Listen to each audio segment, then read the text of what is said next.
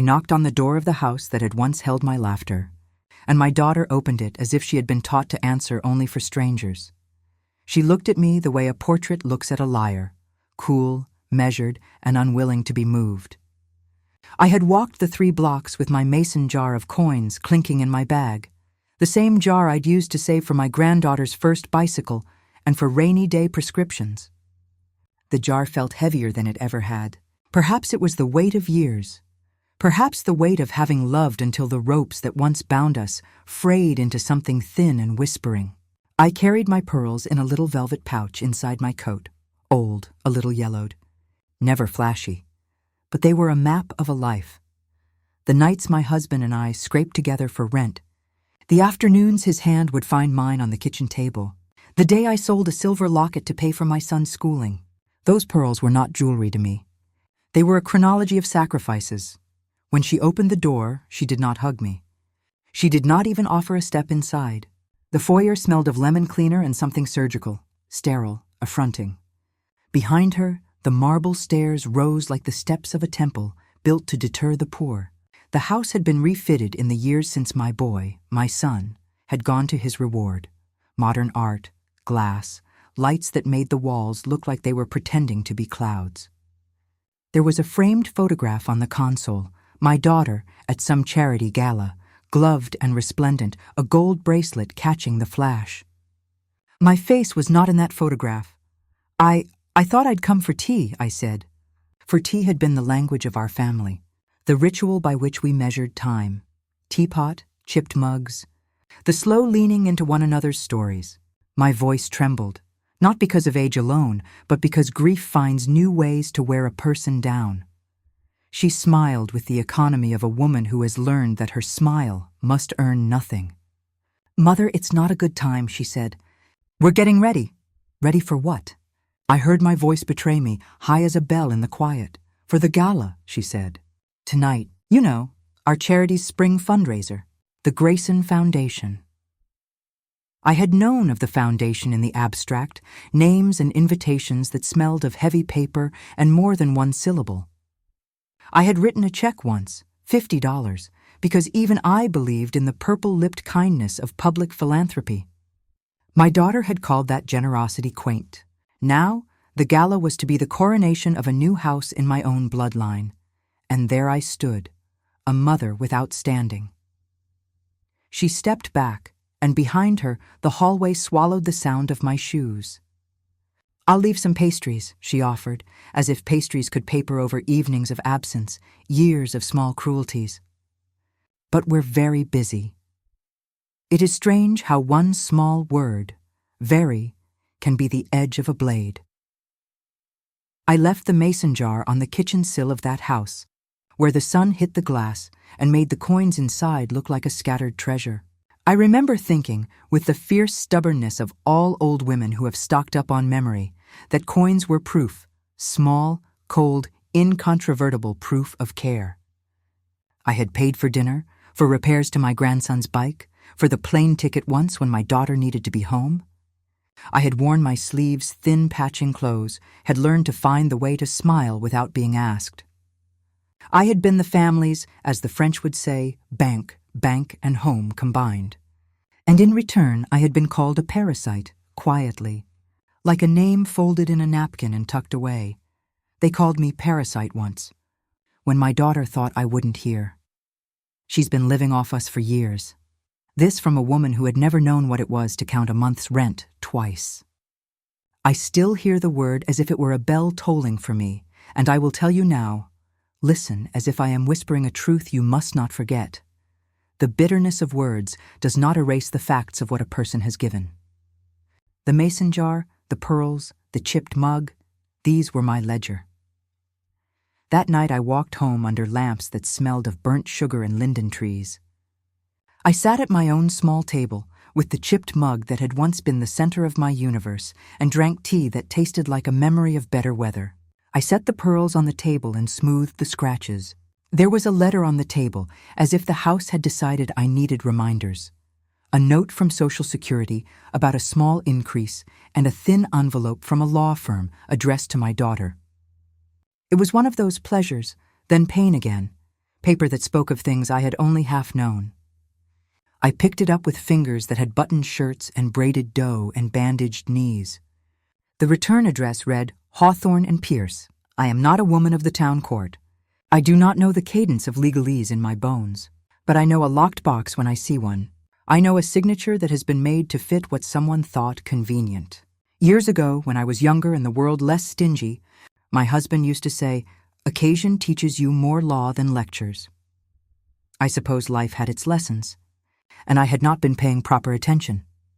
The next morning, I went to the house again. The maid, no, the house's helper, told me my daughter could not be interrupted. The helper used the phrase family business as if those were words meaning something solemn, but they were like a chorus calling me to stand outside the stage. I asked to see the lawyer. Appointments only, the helper said. He's at a conference. Of course he was. The world always arranges its conferences to exclude those who need help.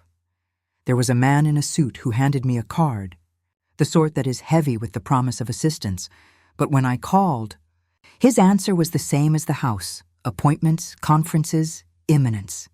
I put the card in my apron pocket next to the mason jar. Habit, hope, and economy, all in one. When I reflect now, and Dumas taught me to reflect in that way the old novelists do, by setting a small human on a stage where treachery can be measured, I remember the day that the first small thing was taken from me. It was April 3rd, 2 days before the gala. I had been at the post office mailing a package of knitted booties to a great-grandchild I had yet to meet. On my way home, the neighbor's boy, Tommy, told me a whisper that lodged in the folds of my mind like a thorn. They signed some papers, Mrs. Alvarez. My ma said she saw Mr. Hawthorne with them. They were signing something in the basement.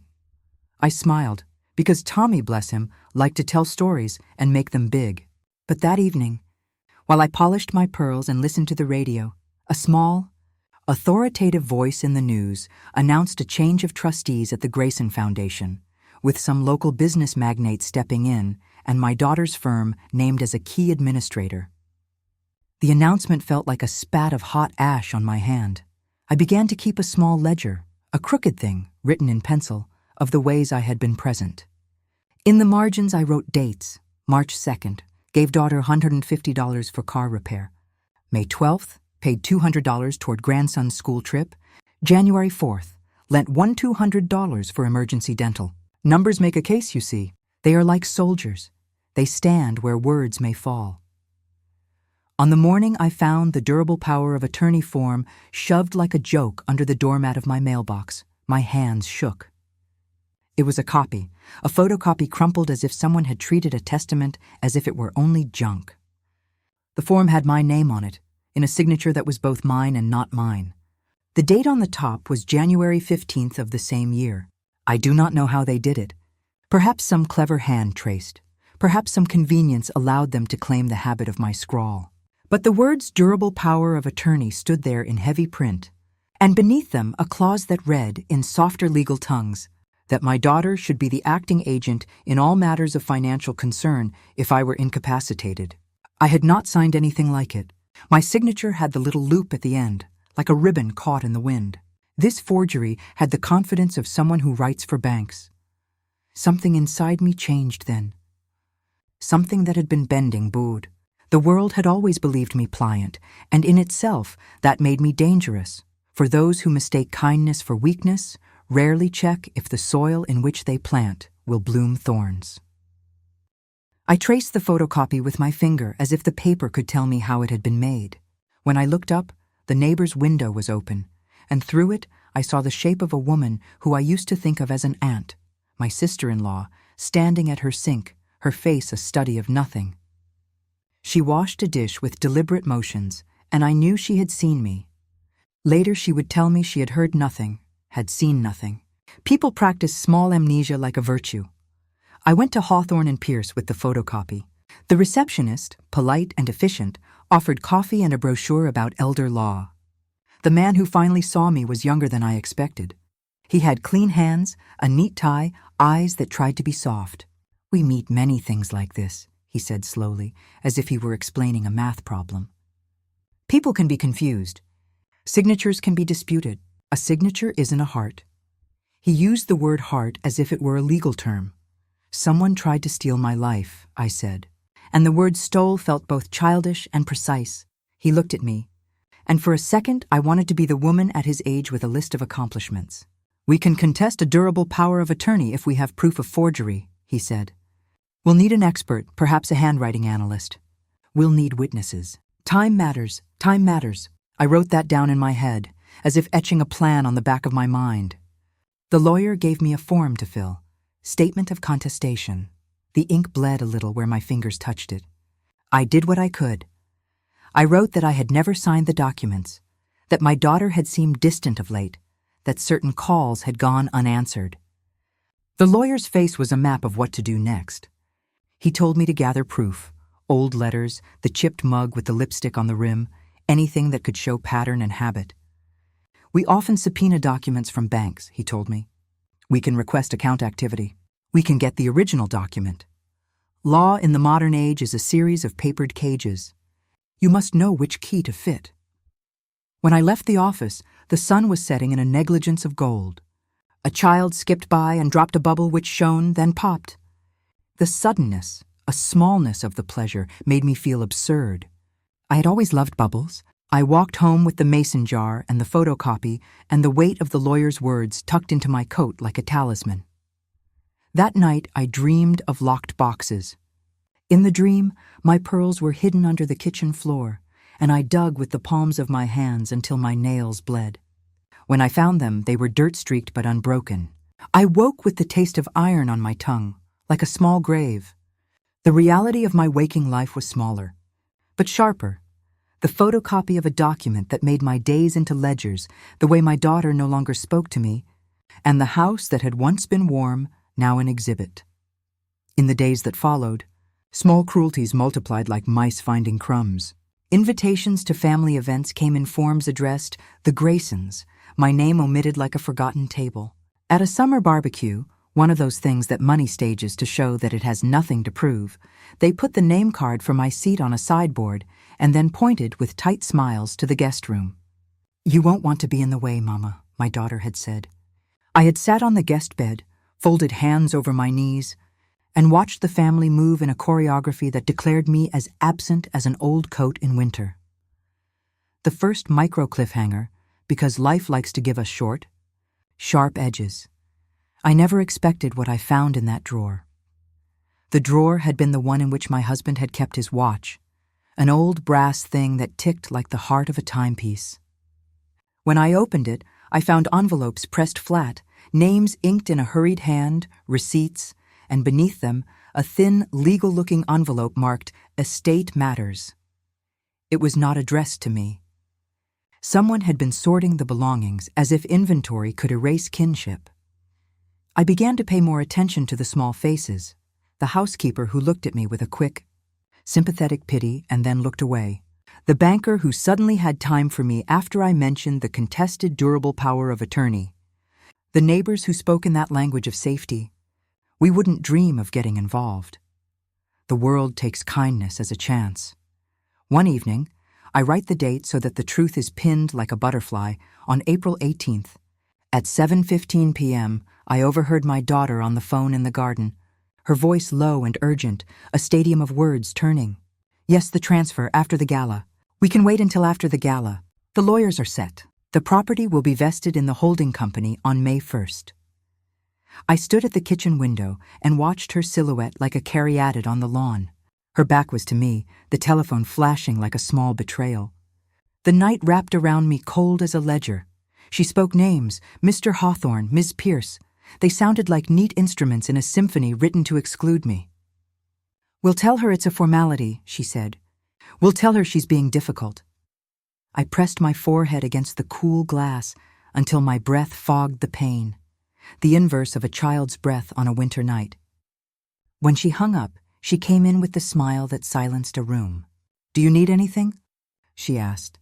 I wanted to answer in the way the children answer a foolish adult. I wanted to tell her every wrong that had pointed us to that moment. Instead, I put my hand on her, and she flinched like someone unused to being touched by the truth. I started to keep a daily log, Dates, times, small things, because law and memory both ask for order. On April 21st, I mailed a letter to Hawthorne and Pierce, hand-delivered it to the receptionist, and watched her slide it into a tray that smelled faintly of printer ink and mint gum. The letter was short. I asserted I had not signed any durable power of attorney, asked for the original document, requested a handwriting comparison. The receptionist smiled at me like a woman who kept her mouth closed for a living. "We'll be in touch," she said. The envelope on my table was heavier than it looked. That night, a letter came that made the light in my kitchen tremble. The envelope was thick.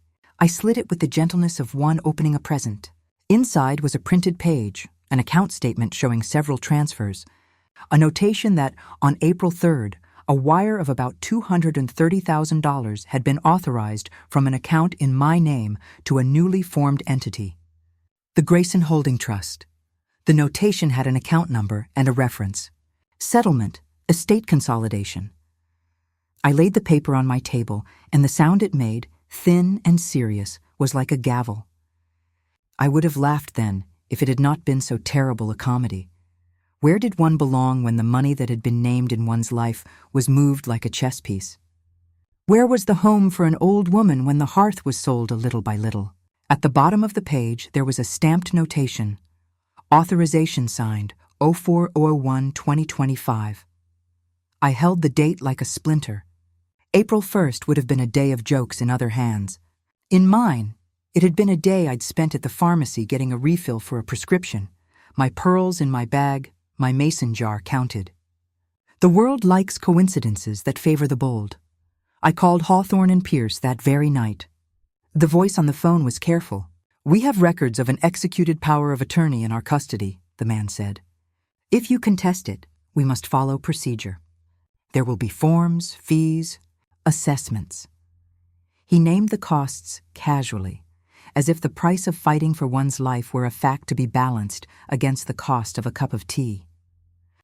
I did not have money for fees, but I had the mason jar, and I had something else, the stubbornness of an old woman who had kept promises to children who believed they would always be sheltered. I counted out $40 from the jar, my fee perhaps. I paid the receptionist at the firm with bills that had been warmed by my hand. She took the money and slid a receipt back to me like one might drop a tiny trinket into a tray. Dumas once wrote, paraphrasing, "In that way, old literature makes us think we are part of a grander narrative, that fate would often treat a generous heart as either a blessing or a weapon." I felt then that my generosity had been turned into evidence I must now weaponize to claim what was rightfully mine. I placed the receipt in the pocket of my cardigan and laid my pearls in the mason jar for safekeeping. The pearls, with their small, patient glow, seemed to look up at me accusingly and lovingly, as if to say, "You have worn us because you had to. Now we shall stand witness." A final micro-cliffhanger before the night tightened its fist. She had forged my name, of that I was now certain. She had forged my name, of that I was now certain. The certainty was a small, terrible sun that burned through the fog of astonishment and lit a road I had not wished to walk. Once you see a thing as it is, once a document with your name that you never signed is laid upon your table, you cannot go back to the nonsense of disbelief. What was left was work, quiet, stubborn, precise work, like darning a hole in a winter coat so it will not spread. I began the work with the same small instruments I had used all my life, a notebook, a pencil that chewed down to the stub, and the mason jar in my pocket because old habits keep us company. I went to Hawthorne and Pierce again, this time with a purpose that felt like prayer and like a small legal rebellion. The receptionist looked surprised to see me for the second time. "We received your contestation," she said, tapping a keyboard that made a sound like someone counting boxes. "We'll open an investigation." Investigations, I learned, have a taste to them. They begin with polite decency and then reveal their teeth. Mr. Hawthorne himself, Daniel Hawthorne, I learned, and he was 37, with the serenity of a man who reads statutes like scripture, offered me coffee in a cup that had an emblem. He spoke in the kind voice law uses to make the scared feel safer. "We will secure the original," he said. We can request bank records. If there is a contested signature, we'll order a forensic handwriting comparison. We'll do what we can." I watched his hands as he folded the paper, as if watching hands tells you something about honesty. He had rings on his fingers, a watch that would not stop for grief. He did not look like a villain. Villains are rarely made of obvious bric-a-brac. They are polite men with tidy ties. The first concrete victory was small and came with a fee, a forensic handwriting analyst named Clara Mendel, whom Hawthorne's assistant recommended. "We work with experts," the assistant said. "It's standard." The word standard had always been used in my life to say that some people will be counted and some will not. Clara Mendel agreed to compare the photocopy of the durable power of attorney to known samples of my signature, my bank checks, my pension slips, the old postcards I had signed for my grandchildren. She told me the fee, $9.50, and I remember feeling the old flush of fire in my chest as I counted out $75 in small bills from my mason jar, and then borrowed the rest from the neighbor down the hall who owed me a favor. Debt is sometimes the price for dignity. When Clara's report came, it was the first blade that felt like a truth. She wrote in technical sentences, "Comparison of specimen signatures from January 2010, June 2018, and September 2022 with the question document dated 011-15-2025 indicates dissimilarity in stroke formation, pressure patterns, and terminal flourishes. The questioned signature exhibits characteristics consistent with simulation, forgery, rather than natural execution." The words were clinical, but they rang like church bells. I laid the report beside my pearls like an altar.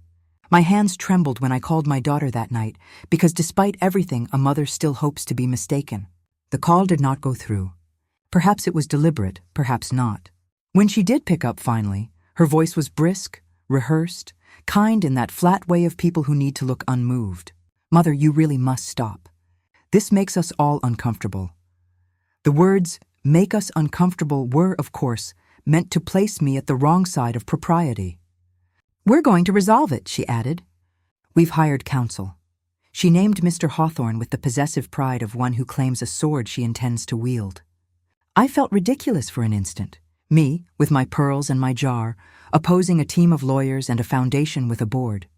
And then I remembered the $200 I had lent for a dental emergency and the $230,000 wire that had moved like a sleight of hand on April 3rd. Ridiculousness. Had no purchase here. The next weeks were a series of small battles and greater deceptions. I learned the language of procedure, subpoenas, chain of custody, authentication of documents. I learned the tedious arithmetic of accounting. I made friends with a clerk at the First Commonwealth Bank. Her name was Ellen, and she slid me an old bank ledger with account activity highlighted. The ledger confirmed the wire, an outgoing transfer of approx $230,000 on 04/03/2025 from account number 839-201-47 to an account labeled Grayson Holding Trust, Act Der BH 774. The notation, authorization on file 04/01/2025, sat like a stone at the bottom of the page.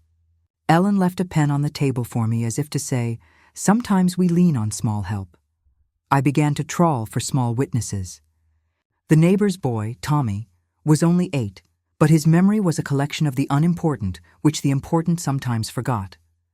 "Mrs. Alvarez," he told me solemnly, "the man with the briefcase came around our block on John 15th. He looked like he was hunting. He asked for a Mrs. Alvarez. Children tell truths without the armor adults wear. Tommy said the man had a badge but no uniform, and that he looked at my door like he wanted permission to enter." I wrote this down and put a star by it. The star was a hunger. Not everyone was for me. The sister-in-law, the woman who had once held my hand when the funeral cortege went by, turned into an expert in forgetfulness. She said she had been busy, that the house was in order, that we were all so sorry. The housekeeper, Rosa, who had been with the family long before the house became marble and portraits, refused to speak. "I have my job," she said. "I don't want trouble." People shelter themselves with small excuses. In my experience, fear is better described as frost than flame. It stiffens your tongue. The law likes evidence. The law also likes errors. There were errors I could press. I petitioned the court for the original durable power of attorney, and the judge granted a temporary injunction to freeze transactions from account Reichs839-201-47 pending review. The injunction was a small blessing. It read, Case number 2025 CV 1182, and it arrived at my door like a solemn postcard. Suddenly the world of money had a pause, as if someone had pressed a hand on the world's shoulder and told it to wait. With the injunction in place, more things became possible. Hawthorne and Pierce were required to produce the original POA. When it arrived, carefully folded in a manila envelope and stamped with an office seal, my hands shook as I opened it. The original contained a notarization stamp, signed by Marjorie Lyle, Notary Public. Commission expires 09/30/2027, and a red ink fingerprint smudge as though someone had pressed a thumb in haste. The notary's seal carried an address in a small office on Mercer Street. You understand now why small details become highways to truth. A notary's stamp is harder to fake than a scribble. I traveled to the notary's office the next day. The place was a modest storefront. The sign had seen better days. When I entered, squeak of the bell and the smell of copier toner and lemon oil greeted me. Marjorie Lyle was younger than I imagined, and her hands trembled when she offered tea. She looked at the original document in my hands and then at me with a careful pity. I was not working that day, she said softly. I was with my sister. Her eyes were honest in a way I had not expected. Do you have ID? She asked. I gave her the clerk's number and the judge's order. She excused herself and came back with an archive, bound logs of her notarizations. She flipped pages with the reverence of someone who understands how paper remembers. Here, she said, pointing. For January 15th, 2025, there was an entry. Durable power of attorney, Alvarez, Maria. The entry had a time. 3:07 p.m.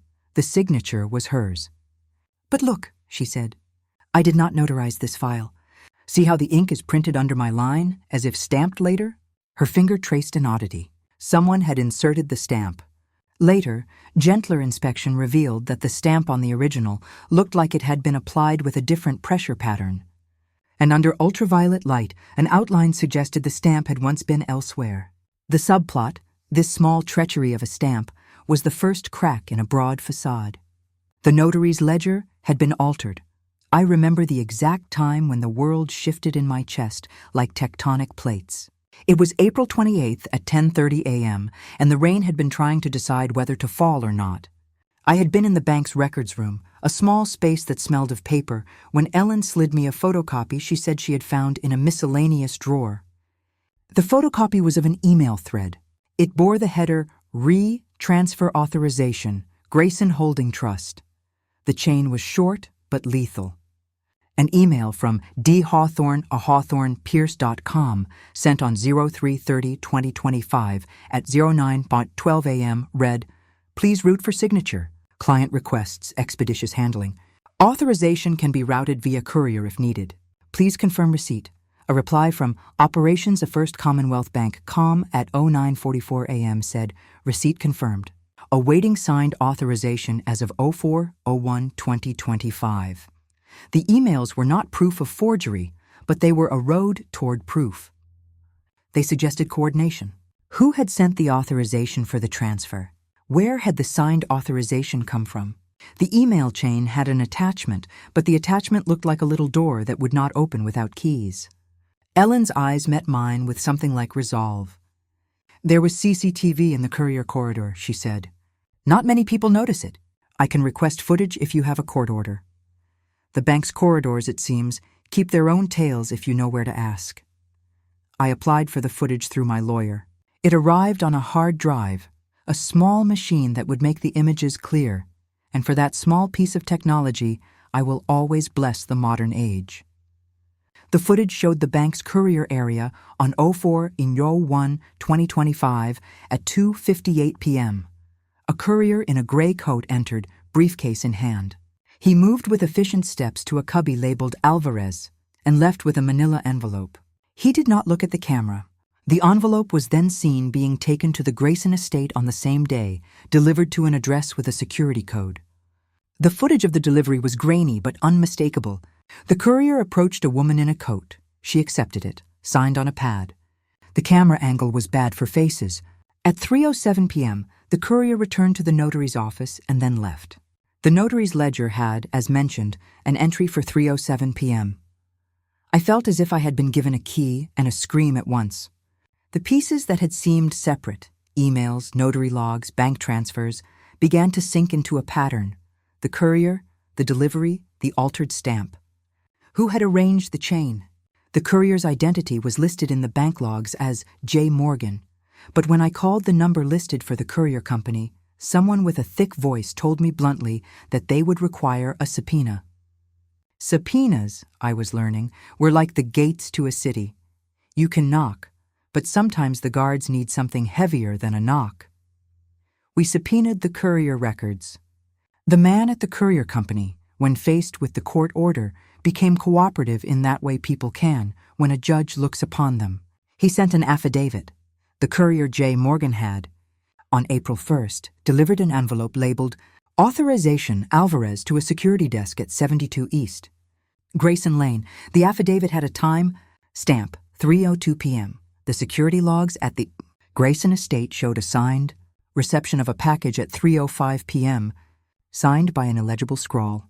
The handwriting specialist took one look and said, "That is not the same hand as your daughter's usual script, but it does show an attempt to mimic a flourish consistent with someone trying to simulate a signature." We were closing in. My hair had more gray than before, the nights had lengthened, and small aches had become the drumbeat of the days. But there was a clarity in the hunt I had not known, since I had once chased my son through a park and caught him with a net for a kite. The more evidence we gathered, the more I saw the architecture of the plot. A prepared courier, a stamped notary ledger, an emailed request for expedited handling, and the bank's outgoing wire. Someone had made a careful plan to move wealth at a time when I was assumed to be asleep. It was in the middle of this climb that my granddaughter, Luce, came to me. She was 24 with my eyes and my stubborn jaw. She held my hand the way children do, with an urgency that almost broke my ribs. "Abuela," she said, "I've been watching." I didn't want to at first. But I saw my mother. She's been different. She told me to stay away. I had thought of Luce as someone who would inherit the snub that now haunted me. Instead, she brought me a small thing, a USB stick. "I found it in her drawer," she said. "Please don't be angry with me." I wasn't going to tell, but I can't watch. The USB contained a folder titled Estate Revenues. In it were scanned PDFs of documents, emails, and, shockingly, a video file that showed my daughter speaking on the phone in the back office of Hawthorne and Pierce on a 03/31/2025 at 4:12 p.m. Her voice was low, but the file was clear. "We need the funds on April 3rd, she was saying. "Move it after the gala if we must, but lock it into the holding trust before May 1st. I don't want anyone to make a fuss." A second voice, a man's, clipped, efficient, replied, "We can arrange courier authorization and notary confirmation. There will be a paper trail that appears regular." The file ended with my daughter laughing softly. I put my hand to my mouth and felt the press of years. Here, then, was undeniable proof. The video was a bearing witness that could not be easily unmade. A voice instructing, a plan acknowledged. I played it again and again until my brain knew every breath. The file had a metadata timestamp, 03/31/2025, 16/12/33. The details, dates, times were surgical. The evidence had teeth.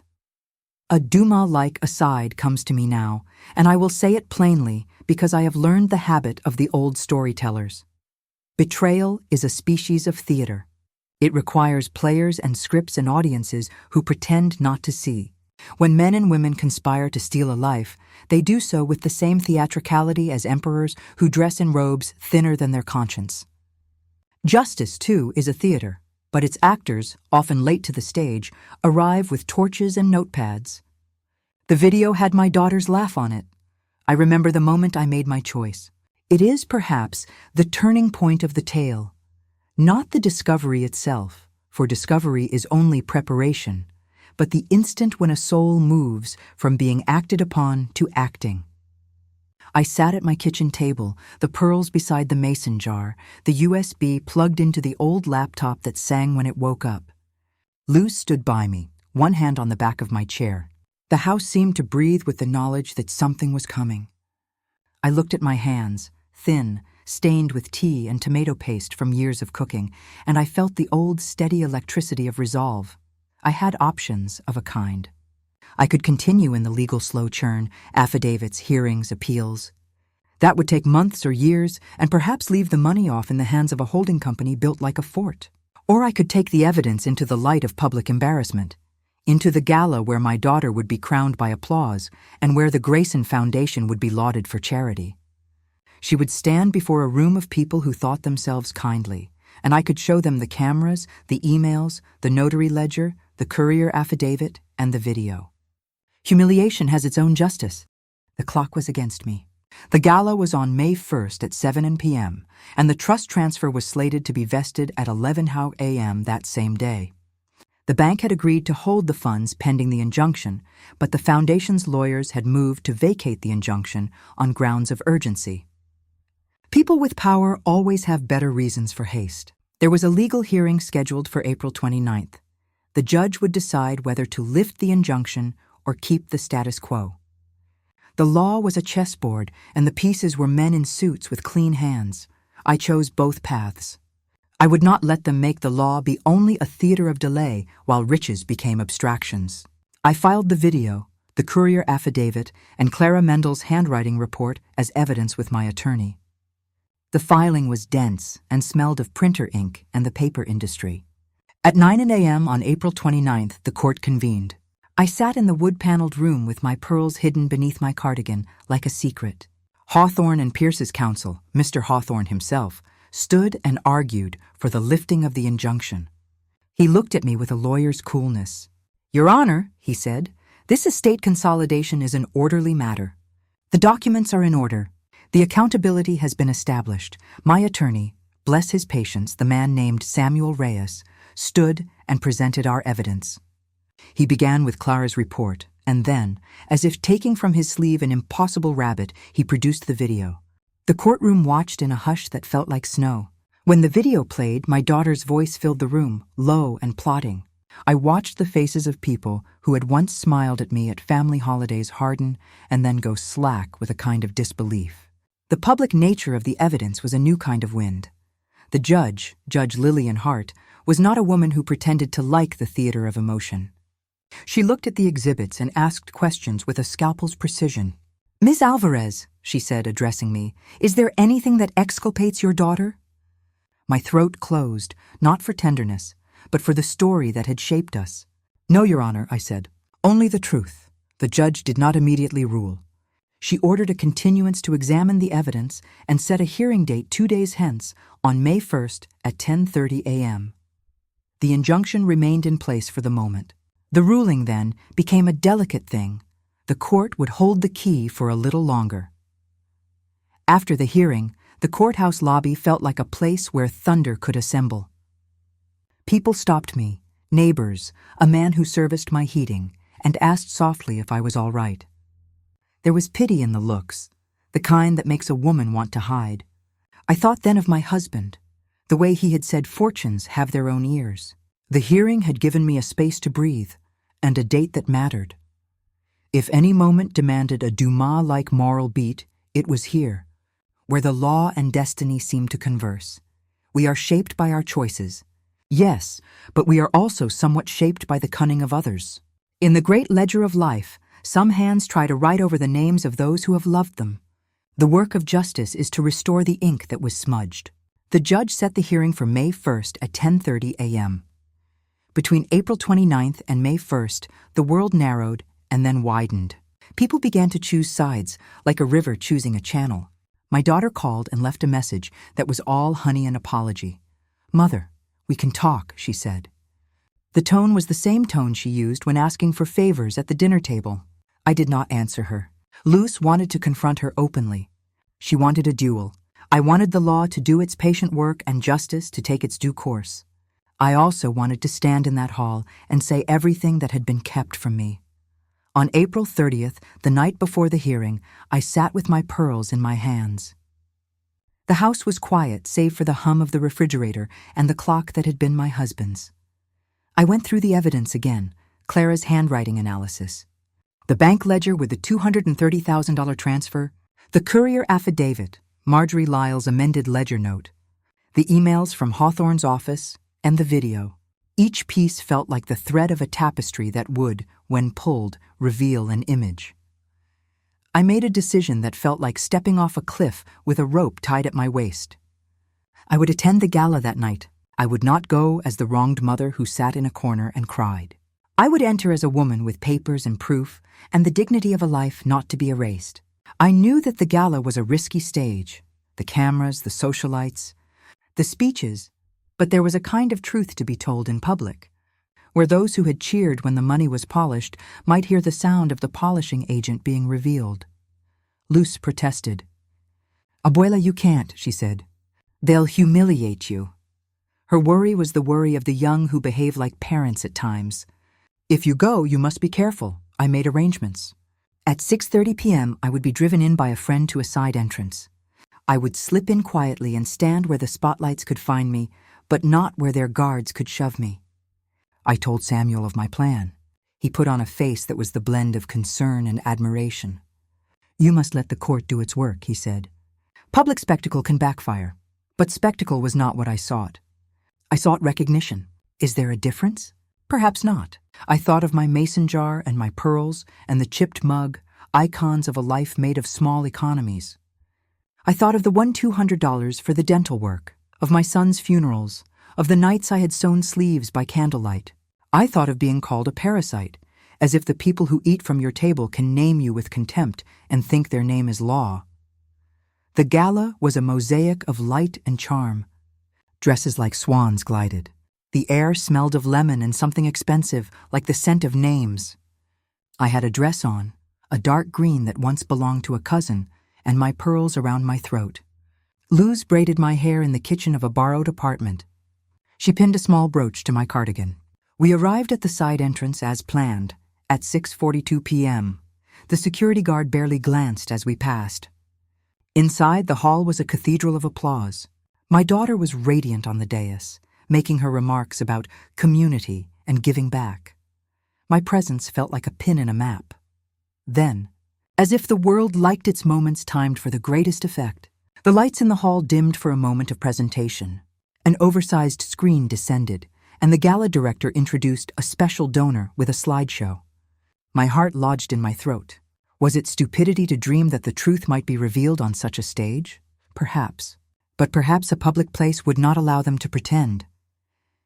I rose when I felt a hand at my elbow.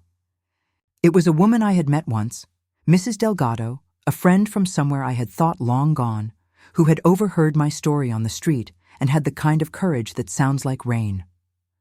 She squeezed my arm and whispered, "Do what you must." Just as the film flickered to life, my phone buzzed. It was Samuel. "Don't do anything dramatic tonight. Wait until tomorrow's hearing." His voice was mercy and fear. I silenced the phone. Luz gripped my hand. The screen showed images of philanthropic works. Then a flash of my daughter smiling as though she were the moon itself. I took a step forward, a final micro cliffhanger for this part. The screen went black, and then I saw the file name. The screen went black, and then, as if someone had pulled open a curtain to reveal a stage, the file name blinked. Estate revproof.mp4. For a second, the hall smelled only of lemon and perfume and the kind of applause that leaks from polite hands. Then the projection began. My daughter's voice filled the cathedral of the room, low and confident, and the man beside her, my daughter's counsel, I assumed, answered in a voice like sandpaper. The video did not lie. It had the timestamp 03/31/2025, 16/12/33, and it had the laugh that I knew like the back of a teacup. People turned. Champagne glasses froze in midair. Her smile, which had been practiced and polished for years, thinned into something brittle.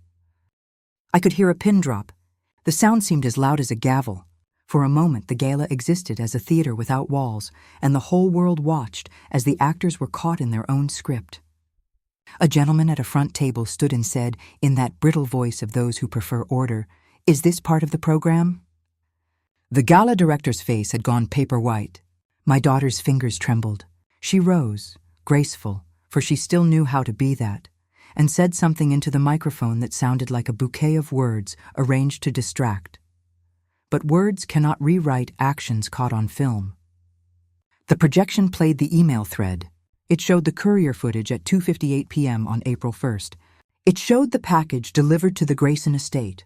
It showed my daughter's voice saying, "We need the funds on April 3rd. When the video showed the notary ledger with the 3:07 p.m. entry and the altered stamp, the murmur in the room sharpened into a sound like silver falling from a shelf. People who had once been warm to me, patrons, acquaintances, turned their looks from the stage to me, as if to find a secret key. I felt Luce's hand squeeze mine until the skin creased.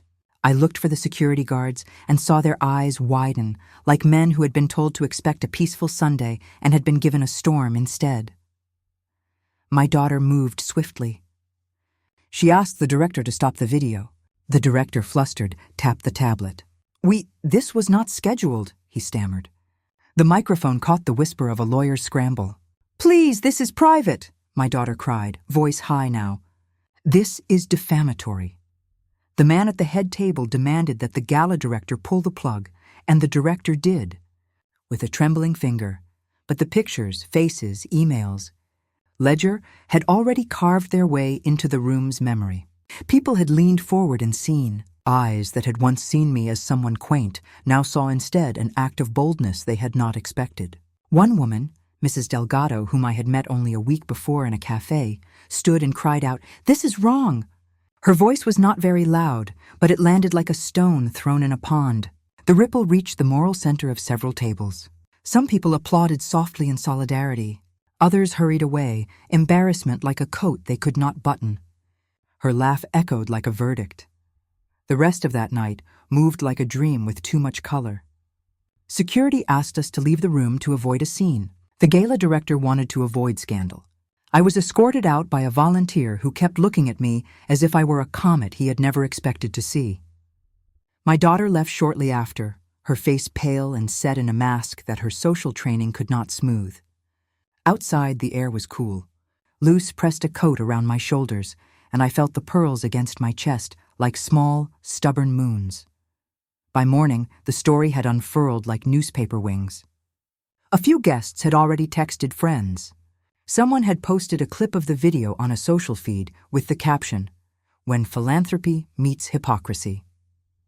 Within hours, the Grayson Foundation's gala images had been replaced by the very thing the foundation feared, evidence. The charity's PR team issued a statement calling for calm and promising an internal review. Promises are gentle words that buy time. The courtroom, by contrast, is where promises become measures. On May 1st at 10:30 a.m., Judge Lillian Hart's chamber was a different kind of theater, one where robes comported themselves as weights of responsibility. The case file, case number 2025 CV 1182, sat on a bench like an old friend. Samuel Reyes, my attorney, had arrived early. His brow was earnest. His folder smelled of printer ink and hope. Hawthorne and Pierce had their tables stacked with paper as if by volume they might conquer truth. When the judge called the court, the room fell into the familiar hush of formal attention. Samuel began with Clara Mendel's report, placed the bank ledger showing the outgoing wire of about $230,000 dated 04/03/2025, and then, like an anchor, he played the very video that had exposed everything at the gala. He called witnesses, Ellen from First Commonwealth, who testified to the bank records and the email chain, Marjorie Lyle, the notary, who spoke about the oddity in her ledger, the courier company's affidavit for J. Morgan, who had delivered the envelope. Each witness was a tile that revealed a larger mosaic: coordination, an expedited courier, a stamped ledger altered after entry. The defense attempted to weave new lights. Mr. Hawthorne stood and argued with the smooth confidence of a man who sleeps inside precedents. He suggested plausibilities, clerical error, misinterpretation of records. He called a handwriting expert of his own who, with the coolness of a man who trades in nuance, claimed that the questioned signature could not be conclusively labeled a forgery without more data. The court, to its credit, demanded more. Judge Hart listened, her knitting of expression tight. Then she did what judges do when a matter exceeds the hum of argument. She wrote an order. The judge's pen moved with deliberation. She denied the motion to vacate the injunction and, more importantly, issued a temporary restraining order against the Grayson Holding Trust's use of any transferred funds pending a full evidentiary hearing. She also signaled to the district attorney's office that the evidence suggested criminal conduct, forgery, possibly fraud, and recommended a referral. That referral was the pivot. Civil justice can restore property and dignity. Criminal proceedings bring reckoning. The DA, Maria Cortez, took the file with an appetite for truth. She convened a small team. Within days, the police visited Hawthorne and Pierce to request documents. Within a week, an investigator from the DA's office interviewed several employees at the firm and the notary, seeking explanations for an altered stamp and an expedited courier route. The investigation moved like a river into a valley, quiet, inevitable.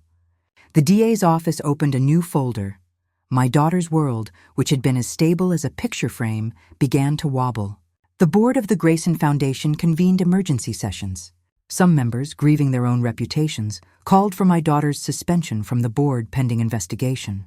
The foundation's major donors, men and women who had once smiled in the same frames with my daughter, sent regretful notes that read, "With thin civility, we must distance ourselves until truth is clear." The charity's social media accounts, once full of glossy smiles, posted only a stoic statement about internal review and commitment to transparency. Transparency, in their mouths, had become a lamp they did not wish to keep lit. Social consequence arrived faster than legal resolution. Invitations vanished. The bracelets that had once gleamed on certain wrists were returned. The company that had used my daughter as a public face quietly removed her from the board minutes. Employees who had once bowed when she walked into a room now crossed the street when they saw her. The social order had shifted. The wealthy, who usually surround themselves with an armor of oblivion, found that the armor rattled when truth knocked. I do not delight in anyone's ruin, God knows. I have no appetite for another woman's fall, but I have learned that when one eats from a bowl long stocked by someone else and calls that person Parasite, the world owes a correction. It is an old balance. Those who take without gratitude often find themselves taking on the only thing worse than poverty, public shame. Dumas would say that justice is a long blade. It takes time to sharpen, but when it falls, it cuts to the bone. Her donors withdrew overnight. There was another battle that was quieter and more intimate, my own restoration. The court had frozen the trust funds. The DA's investigation had focused on forgery and fraud. But civilly, I needed the court to annul the durable power of attorney and to declare any actions taken under it void. Samuel filed a motion for declaratory relief and for the return of the transferred funds to my account. We asked for prejudgment attachment, and the judge agreed. The $230,000 would be returned to a court-managed escrow account pending final adjudication. It was not restitution, not yet, but it kept the money from being dispersed into the fog of a holding company. I remember the day the clerk handed me the copy of the court order, a thin, official thing with the judge's stamp and the notation, Order, Preservation of Assets, Case number 2025 CV 1182, effective May 5, 2025. I felt my knees go weak as if some gladiator's victory had been handed to me folded in a sheet. Luce laughed, and it was the kind of laugh that is both release and prayer. The DA's investigation, meanwhile, gained momentum. They interviewed Hawthorne, whose face had already lost some of its composed sheen. He denied explicit knowledge of forgery, but his emails, ones that we had subpoenaed, showed a pattern of expediency. The DA's team found inconsistencies, drafts of the POA with different inks, electronic signatures that had been printed and rescanned with odd artifacts. The notary's ledger had been altered, and one of the courier receipts contained a phone number that, when traced, linked to an internal extension at Hawthorne and Pierce. The chain of custody, which the prosecutors needed to build a criminal case, was becoming visible. A courier who acted at the request of a firm, a notary whose stamp had been applied later, a signature that Clara Mendel had declared a simulation. The evidence did not scream. It spoke in a language the DA recognized: motive, means, opportunity. The people who had helped me returned to the light in various ways. Ellen, the bank clerk, who had slid the ledger to me like a secret, gave a deposition. Marjorie Lyle, the notary, wrote an amended affidavit explaining how the ledger's ink had been changed and how she had not notarized the POA. Clara Mendel stood in court and explained, with the authority of her science, why the signature was a simulation. Luz delivered the USB and testified to finding files in her mother's drawer. Mrs. Delgado told anyone who would listen that she had once been in a room where pride had told a simpler story and that she could no longer stand by it. Allies matter. In tales of revenge, the avenger often stands alone at first, but the truth makes friends like magnets. The courier's phone number traced back to a law office. There were moments of cruelty, the kind that taste like lemon peel in the throat. My daughter, in press statements, decried a coordinated attack, accused me of seeking attention, and pleaded for privacy. Her performances were the sort of small theater that sometimes persuades people who wish to be persuaded. But legal processes are indifferent to performance.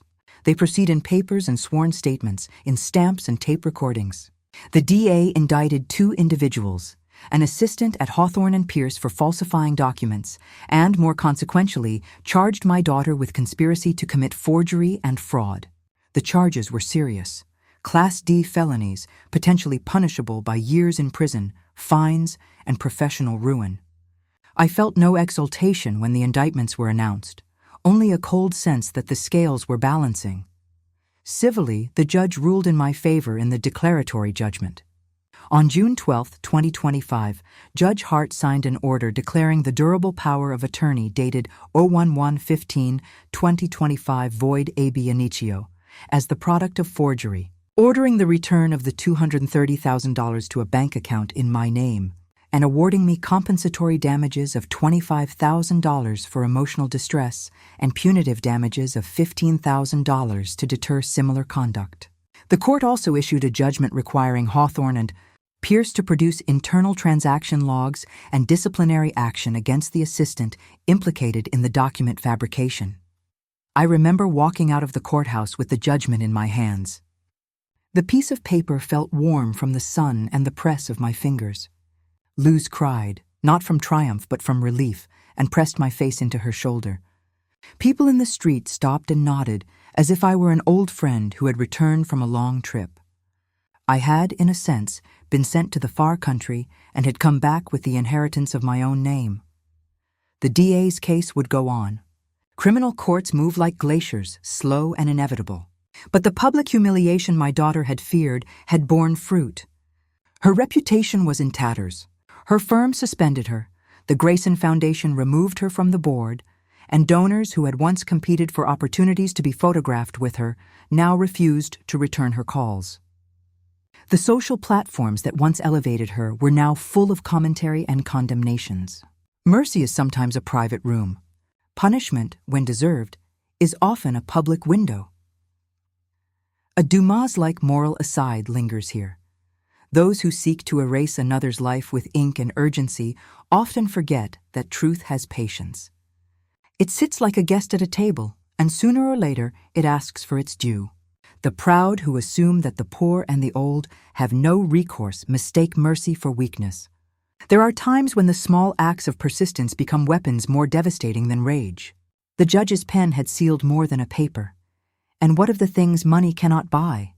Those small, tender economies I had kept in a jar. The mason jar, the pearls, the chipped mug. These objects resumed their roles as talismans. I used a portion of the returned funds to pay off the small debts that had shadowed me, the $1,200 dental loan, the owed favors, the small arrears. I set aside a modest emergency fund, $15,000, in an account to be managed with a simple trustee oversight to protect me from future machinations. Samuel suggested a conservatorship arrangement with a neutral third party to manage complex investments. I declined the kind of arrangement that makes a human being a ward. I want dignity, not cages, I told him. He nodded, and together we put into place safeguards that balanced freedom and prudence. 2 signatories for large withdrawals, biometric alerts for transactions, and notification protocols that required immediate notice of any proposed transfer over $5,000. It was an ordinary kind of armor, but armor nonetheless. I bought a small apartment near a park where the children blow bubbles and the old men play chess. The apartment has a window that looks onto a linden tree. The light there is softer in the afternoon. I still brew tea in the chipped mug that somehow seems to taste sweeter now. Perhaps because the tea is brewed from a kettle that rests on a stove that has a checking account behind it. Luz visits often, bringing her tenderness as if it were a platter of warm bread. Mrs. Delgado brings flowers from time to time, small bouquets that look like rebellions against winter. The pearls sit in a velvet pouch, sometimes on my throat and sometimes in a drawer where I can feel them like small planets. As for my daughter, the law moves slowly, but consequences have their own seasons. She pleaded guilty to 1 count of conspiracy to commit forgery in a plea bargain and received probation, community service, and restitution obligations. The DA's office pressed for accountability. The assistant at the law firm received a sanction and professional discipline. There was no thrill in her fall for me, only a weary satisfaction that the ledger of fairness had been turned. She sought me twice, once in a letter, once in a short, stammering phone call, excusing and explaining and asking for forgiveness as if the word could stitch the torn fabric. Forgiveness is a room I enter carefully. I did what felt honest for me. I forgave her privately because I am still her mother, but I refuse to stand as a platform for her absolution. Reconciliation, if it ever comes, must be built on restitution and accountability, not only on words. There is a final image I will leave you with, because even Dumas would bow to the small domestic proof. One morning, as the light was thin and the linden tree made a lattice of shadows, I sat at my kitchen table with the mason jar beside my hand and the pearls in my lap. I opened the jar and took out a coin, an old piece that had been in my pocket for years. I set it on the table and watched it catch the light. It seemed then that the coin did not belong only to me. It belonged to the ledger of a life made of small kindnesses. I had paid for everything in ways both grand and petty. Phones for school, a tow for a stranger, bread for a friend, and they had called me Parasite. The court had restored my name and my money, but the real restoration was deeper. I had my dignity back. If there is a moral here beyond the obvious, it is this. Truth is not loud. It is patient. It arrives in the hand of those who gather facts and bear witness. It can be slow, but when it comes, it rights what was wrong. Do not be fooled into thinking that kindness is weakness. Be careful and keep your ledgers, and do not allow someone's polished smile to wash away your history. There is honor in persistence, and sometimes that is the only kind of weapon you need. If my story touched you, if you feel a small heat of recognition or a gust of courage, please share it with someone who needs to know that dignity can be defended. Leave a comment below if you've ever been called less than you were and found a way to be more. Subscribe for more stories from this old heart. I have many more truths to tell, and perhaps, with some luck, a few more quiet victories to share.